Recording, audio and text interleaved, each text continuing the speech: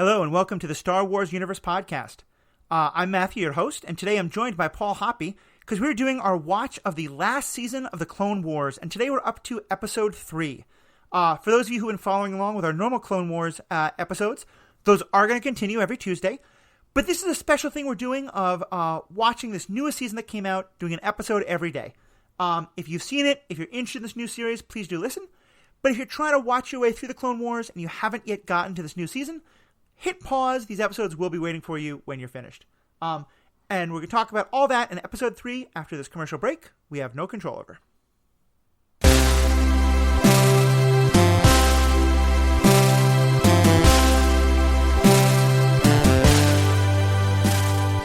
Welcome back. So, I'm excited to bring you guys back into this episode. This is, I'm going to say, take 2. When Paul and I recorded this morning, we had some technical difficulties, so I'm hoping, though, we can still be fresh and chipper with our takes on this episode. Paul, what was your feeling about this episode? Well, today I learned that the clones all have New Zealand accents. And yes. It's nice that we get to do a second take so I don't say they have British accents, because that was embarrassing. And I wouldn't want anybody to think that I confused, a Sean Bean with a Carl Urban, say. Yeah, that's a mistake that I made. Paul is rather a polyglot and has been watching these shows in a number of different languages. It's fun. And this is the first one where he actually watched it in English, and so hence his comment about the accents. But I think it definitely confirms. Well, here's what I will say, actually. Most definitely, the actor who plays all of the clone voices in English is clearly a phenomenal voice actor. Yes. From what you can tell, and I'm wondering actually if you looked it up, is there one Spanish person who does all the Spanish clone voices and one German person does all the German clone voices? Or is it do they start to get people who sound similar but are different to voice them? That's a good question. I wish I'd looked that up for this this episode. I will look that up and report back next episode. Okay. What I will say is they sound similar but different, Right. But yeah, I'll just reiterate what I said on the first take, which was that I just think D. Bradley Baker does a fantastic job basically talking to himself throughout the episode, although there's less of that this episode than the previous episodes. Right, because this time Anakin goes along with... Well, Anakin was along last time, but yeah. Right. But yeah, here there's a little less dialogue, right, because of all the action. Right, there's more fight scenes, there's more talk with outsiders and stuff like that. Let's dive right into it, because I'll say this was the first episode where... Not that it bothered me. I thought it was good storytelling, and I understood where they came from.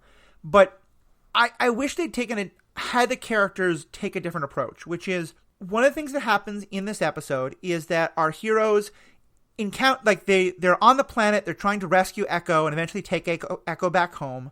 That's pretty much most of the story. And on the planet where this secret base is that Echo was, there's also a group of people who are introduced to us as fairly primitive.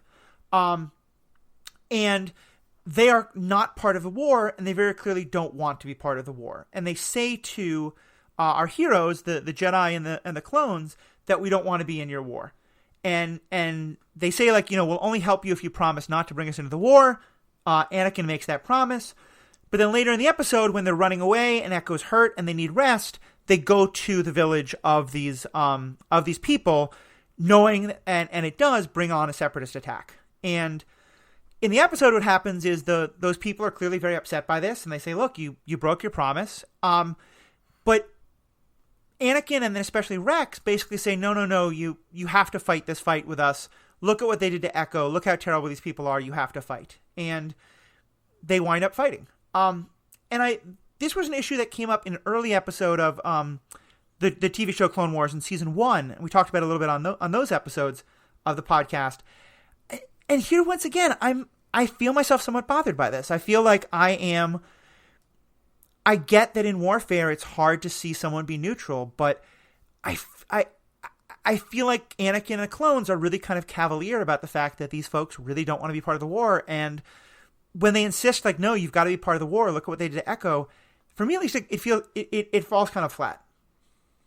Yeah, I agree. I felt the same. Especially, so one thing I'd say about the storytelling that they're like, oh, we don't want to be involved, and then you brought this to us, and then then Rex is like, but look what they did to our friend. And then they're like, oh, that's a good point. Okay, we'll fight with you. And then after the fight, they're like, you know, you're always, welcome here. We're a friend of the Jedi, et cetera, et cetera. Right.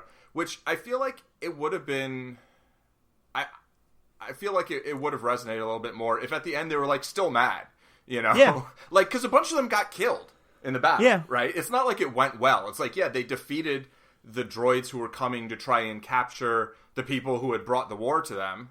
And, you know, the entire responsibility for that doesn't reside with, you know, the clone troopers and Anakin and, you know, the Republic. I mean, the Techno Union did actually, you know, bring basically a prisoner of war there and were conducting operations out of their planet. So, you know, they obviously also bear responsibility, right? But for the end to be sort of this so kind of like warm, fuzzy, like, oh, okay, everything's fine now, even though like a dozen of them just got killed because, you know, this war came to them. That's literally not their battle. I wasn't crazy about that part from a storytelling standpoint. And then also the fact that, like, this is always what happens, right? Yeah. It's like they show up somewhere and then, the war's there. And, you know, they promise that they're not going to bring them into it, but it's like, I don't feel like they were saying that in bad faith within the context of the show, but, like, they should know better, you know? Yeah. Go. Sorry, finish your thought. Well, just in, like, I feel like those characters especially should know better with, like, all that they've seen. Like, they should just know, like, this is going to be the outcome. Right. And it's a hard thing to do to figure out how much do you follow kind of rules of war when you know your opponent won't. Right. You know? And, like what the Separatists are doing, the Separatists have absolutely no respect for neutrality, and they have no respect for, you know, innocent bystanders. Yeah. And so you sort of act like, should the Republic, try to ignore that and act as though the Separatists will do that and, like, act surprised every time the Separatists attack people just because the Jedi are hanging out with them? Or by now should the clones, but certainly the Jedi, have figured out, like, no matter how much we try to say we're being neutral, if we go hang out with neutral people, the Separatists are going to attack them. And so we just have to kind of recognize we're kind of radioactive and have to be more careful about that. Yeah.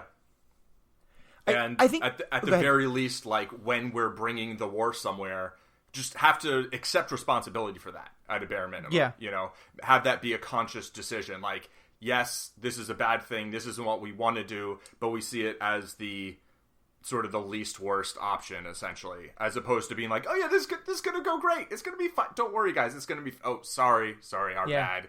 You know, your guys are getting shot. I mean, it's definitely a recurring theme for Anakin is that he has this incredible attachment to the people he cares about. And if he makes a choice that means, like, his men get killed, like, he feels it seriously. Yeah. But if he takes a crazy risk and other people die, it doesn't bother him very much, which, I mean, feels right for the Anakin character, but it's certainly worth critiquing. I think that especially the person who I'm most bothered by here is Rex, because, as I said, Rex's approach is like, look at what they did to Echo, of course you have to fight. And to me, that feels colonialist. Like, there's nothing that makes sense about that sentence. Mm-hmm. If he had said, like, you know, listen, I understand why you want to be neutral. I know this isn't your fight, and if you want us to walk away, we'll walk away. But look what they did to my friend. Right. These people are terrible. They're going to be terrible to you one day. This is a just fight. I really hope you join us. Like, to me, that would have felt much more right. And then I can understand if the people were like, yeah, you're right. These Separatists are dicks. Yeah. Let's come to the fight with you. Yeah, it would be a very different way of framing it that I think would both be more honest and you know, it's just more, like, upright, basically. Yeah. Most definitely. So the other big thing that I had in this episode is Echo's storyline, because you and I have been talking since episode 1 that we're kind of hoping that Echo is, like, not just an easy rescue, and that to some extent either because of, you know, brainwashing or electronic machinations, or even better, because Echo is kind of undecided himself, that he proves to not be 100% like rah-rah clones, but is still kind of on the Separatist side, or is some way like a double agent or something like that. And we were talking about maybe that's going to happen, maybe we're not. We were hoping it was. After last episode, we were thinking maybe it won't. And for 90% of this episode, I was really kind of disappointed because it certainly seemed like he wasn't. It seemed like, they were going to rescue him, they were going to take him home, everything was going to be fine. And then in what is it, the last 10 seconds of the episode? Basically, yeah. All you get is this very sort of, creepy sounding music. Yeah, it's the music. It's totally the music. And Echo making a face, and you're like, oh, okay, yeah, he is a double agent. Or at least maybe he is. There's two possibilities, right? It's either he's a double agent or has something, some programming or something going on, or he's still unhappy, yeah. He's been through some shit, right? And it's not oh, you rescued me, cool, back to the front, everything's just back to battle, back to everything being normal. And that's sort of what Rex is saying, hey, it's going to be just like old times. And it's this dude, I'm not sure how much time elapsed between him being captured and being rescued, but it feels like some time and some stuff happened. And he's very different, right? And emotionally, you'd have to be different too, having been through all of that. So that's sort of the other possibility, that it was less trying to, maybe try to instill the idea in our minds, maybe there's something shifty going on there. The same way in the first episode when Anakin's talking to Rex, Anakin he's like, there's something up there. But they could be kind of just trying to give us that idea, while the actual, what was happening in that scene is less about there being something nefarious going on and more just actual fallout from, being a prisoner of war. Yeah. I think that's definitely true. But I think it'll be the other one. Yeah. For sure. It's just more of a story there for that. Sort of the kind of story I think they want to tell. Yeah, most definitely. And it's, I continue to be very impressed because I like, I think this is probably my least favorite of the 3 episodes we've seen so far. There's a lot of battle. There wasn't really much happening. But it's still, I'm still very drawn in. Frankly, this is the second time now where I've done a podcast where I every day watch an episode and then record about it. Yeah. And it is, I think, one of the greatest tests of self-control that I've been under in a long time. Because I'm so tempted to just binge watch this whole series because I'm really drawn into it. Yeah. But it is fun getting to kind of step back and I'm sure there are many people that are going wait, you're watching an episode every single day and that's holding back for you? Right. And then other people are like, what? It's 4 hours. That's one sitting. Yeah, exactly. For an episode that they hope is going to go live very soon on my other podcast, Superhero Ethics, we were recording about She-Ra, which is another fantastic show. Very different in tone, obviously, but like this show and like some other of my favorites, like Batman the Animated Series, ostensibly a kids show that's also just has very adult themes in some very good ways. Mm-hmm. But for that one, I wanted to watch the entire last season, and so I was like, okay, cool. I'll watch the season right before it and then watch that one. And I somehow thought there were 4 seasons when actually there were 5. So I had to binge watch three seasons of television in 36 hours. That was a little intense. Yeah. It's nice when they're 20 to 30 minute episodes instead of an hour. Yeah, exactly. And She-Ra is for sure. Time. But yeah, these are pretty bite sized. Yeah. But yeah, other than that, I didn't really have that much on this episode to talk about. There's other things like, the Techno Union, oh yeah, they're kind of like a Halliburton, right? They definitely have this sort of evil capitalist vibe, like war profiteers. At first I was thinking it was more kind of like big tech, but I think you kind of yeah, I think this show started in 2008, and so not this season, but when they really started getting into the evil of the Techno Union, that was maybe 2010, 2011. We weren't really talking about the evils of big tech at that point. At least some people were, but I think it was much more war profiteering, especially because the Techno Union, I think it gets revealed, actually sells weapons to both sides in the conflict. Right. And you made a joke about Halliburton. I think that was, and I remember writers of the Clone Wars talking about how they wanted to be commenting on kind of, sort of current events. Right. And granted, at the time, it was kind of a couple years later, but surely at the time they were making the show, we had just come out of like the worst parts of the Iraq War, and a lot of time talking about companies that seem to be making a profit off of the war. So yeah, I think the trade union was very much the Trade Federation and the Techno Union were very much supposed to be references to that. Right, and the military-industrial complex in general. Right, in general. Yeah. Definitely. Go ahead. I was going to say, yeah. At least, though, to me, all of that is better than the incredibly heavy-handed, no subtlety at all, showing us in the second prequel movie that the Techno Union are the people who come up with the design for the Death Star. Oh, yeah. Like, this feels like a much more subtle, like, yep, they're involved, and like you can kind of draw the conclusion. Maybe one day they're going to design the Death Star. Right. Instead of being like, yep, look, there's the plans. Yeah. Not quite as much subtlety in the movies as in the show. Mm-hmm. Exactly. For sure. Exactly. Yeah, so that was interesting. I thought we're getting more... the droids are still making pratfalls and stuff like that, but they are a little bit more sinister and a little bit more competent, which I appreciate. Yeah, a little bit more Murderbot and a little bit less, like, comic relief. Yeah, exactly. We do have heroes riding animals, strange space animals that are not Obi-Wan. One of my co-hosts on the one we were talking about every episode of the Clone Wars from the beginning, on the other Clone Wars set of episodes, one of my, Riki, one of my co-hosts, he started referring to Obi-Wan Kenobi as basically like the space Steve Irwin. Like, he basically just wants to be a Jedi zookeeper because every planet they go to, he winds up befriending and then riding some crazy animal. Right. So it's weird to see someone else doing that here. But actually made me think, have we seen Obi-Wan at all this season? Yeah. He showed up in episode 2 when Anakin was talking to Padme, and he's like, so... the sock on the door moment, what are you doing right? in there? Yeah, exactly. That's true. Yeah. Fixing his helmet, huh? Sure. Yeah. I do hope we see more of him. It feels almost blasphemous to say this because Alec Guinness is so good. Yeah. But I think by the end of the Clone Wars series, that this version might be my favorite Obi-Wan. Like, interesting. Yeah. I thought Ewan McGregor was the most developed.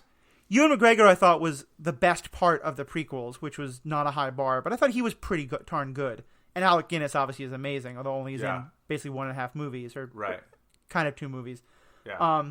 But yeah, no, I just love this portrayal, and so I certainly hope we get to see more of him. I agree. And I think, I mean, pretty much all of the characters are more interesting in the series than they are in the prequels.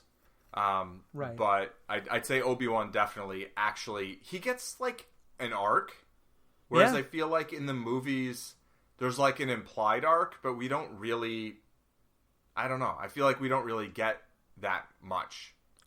Yeah, in the movies he feels much more like, in the prequels at least, he feels more like an NPC, you know? Right. Yeah. He is there to be a plot point for Padme and Anakin, and to bring a lot of humor and perspective, and sometimes be an exposition machine. Yeah, and Ewan McGregor is very good at doing that. He's very funny and enjoyable. Yeah, it's like it's well delivered, but it's just there's not a lot of depth there. But you know, that's fine because I feel like the characters that they were trying to have more depth on actually really didn't work out so well. So maybe that just should have been the whole thing. But except that's just not the story. The story is actually supposed to be some really intense character stuff, which I think, you know, the Clone Wars series does such a good job of. At points, at least, you know. And here, I mean, you know, you have Anakin, like, so all the things we were complaining about for, like, the Republic in terms of how they're dealing with basically neutral parties, I feel actually sort of informs Anakin's character. Like, it makes sense. If you look at his whole arc from the beginning of the series to now, he's still very loyal to the people and very protective of the people that he's protective of. Right. But I think he's also becoming more and more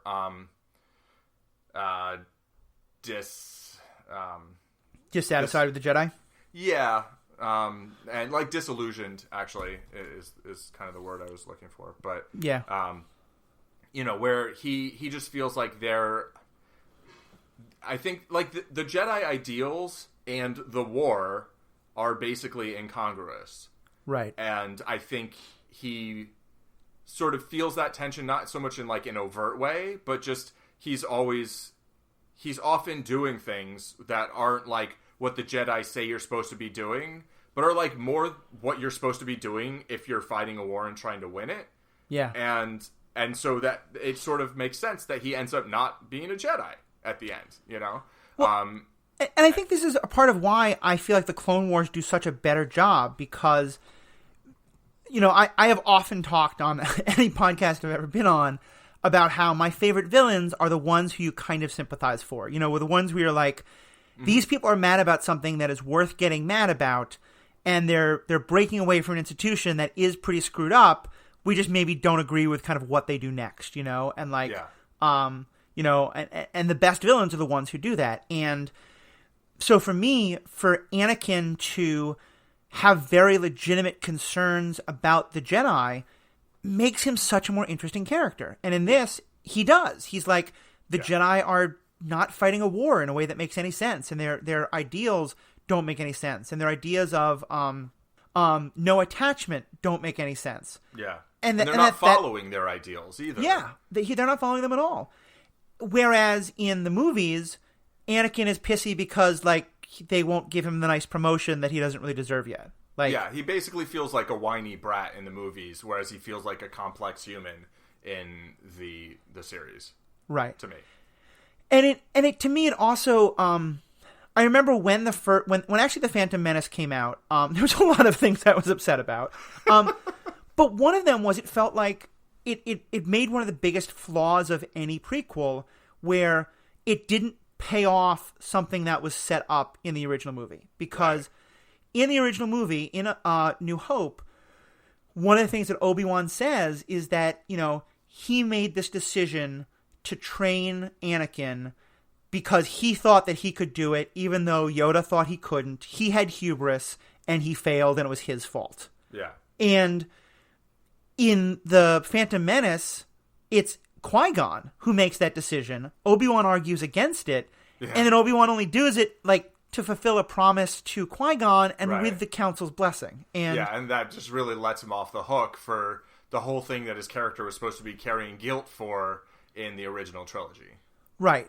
Yeah. And so I like here, I mean, yeah, maybe part of it is supposed to be like, dude, you knew Anakin was like falling in love with and then marrying and then impregnating this person, all in blatant violation of the Jedi stuff. Why didn't you say something? Like, and you know, and it, again, I'm assuming everyone here has watched all the shows, of the Clone Wars. In Obi-Wan's case, it kind of makes sense because he came very close. I mean, he definitely had strong feelings for Sabine, you know, and decided not to act. Or did he decide not to act on them, or was he not able to because of like what happened? I feel like it might have been circumstance, at least as much as like agency. Right. I don't recall 100%, but I feel like he was kind of heading in that direction, and then things happened.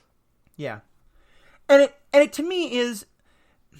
It's just one more of those moments where I wished that that they got to actually tell the story in the Clone Wars instead of the prequels, because I feel like you could have such a good moment towards like when Anakin's almost on the edge and Obi-Wan's trying to talk him down, and he's saying like, look, I know how you feel about Padme. Let me tell you about how close I came to the same, you know, temptation. Like, that would have been such a great way of tying these arcs together. But of course, we don't get that. All right. We're now also way off the topic of this particular episode. I mean, sort of the last thing I wanted to bring up is like really a tiny point, but just the, you know, Echo basically ending up with a bunch of cybernetics and kind of being, you know, very sort of to me like a foreshadowing of Vader in some ways. Even like his skin tone kind of being kind of like grayish, the way like when you see Vader take off the mask. I feel like that is a deliberate sort of parallel. I think it definitely is. I think there's been a couple of other things in the Clone War TV show where they were kind of implying like the beginning of the development of the technology that leads to Darth Vader. Certainly I feel like, and And I hadn't realized this until the second time I went back and watched the Clone Wars TV show again. But that General Grievous did not actually start. He's not a droid that was built to be a general. No. He's a real person who basically had like the Darth Vader experience. Right. Yeah. You know, where most of his body, or in his case, almost entirely his body, human, right? He's some other species. And... Yeah, he's some other species that had 4 arms, and that's why he has 4 arms as the robot. Right. But yeah, and so I think we're definitely getting the idea of here's the technology that eventually will create Darth Vader. Yeah. And I think you're very true. I think Echo is definitely supposed to be that. Yeah. Almost like more of a preverb than an echo. Anyway. Well put. Yeah, funny because I think when they created the character of Echo, this was not what they had no idea I was going to go for this anyway. Right. Yeah. It doesn't make me. I think I mentioned this a bit on an earlier episode, but I want to find out how much of this was like. When did they come up with the idea to do these new episodes, and what was the genesis behind it? Because 6 seasons is kind of a weird place to end a TV show. Normally it's 7, and so part of me feels like this was what they always intended to do. Mm-hmm. But season 6 definitely has a very like end point to the show. Yeah.